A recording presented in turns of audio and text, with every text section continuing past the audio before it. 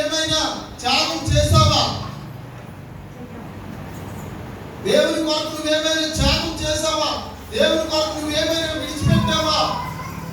రాత్రి వేళ నీ నిబంధన దేవునితో ఎలా చేసుకో?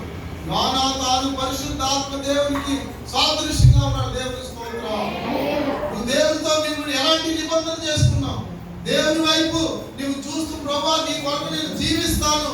కొంతమంది ఏదైనా అవకాశం వచ్చినప్పటికీ దేవుని విడిచిపెట్టేస్తారు. ఎవరిని విడిచిపెట్టేస్తారు? ఎందుకంటే అది కొంచెం ఆ సమయంలో కష్టంగా ఉంటుంది. కానీ ఆ కష్ట సమయంలో ఎవరిని విడిచిపెట్టి దేవుని విడిచిపెట్టేస్తారు. అవకాశం దొరికినప్పుడు విడిచిపెట్టేసి ఆ లోకంలో కలిసిపోతారు. లేకపోతే మరి ఆ లోకానుసరమైన పద్ధతులు పాటిస్తారు. కానీ దేవుని రాత్రి వేళ నీవు ఎలాంటి నిబంధన దేవునితో చేసుకున్నావు?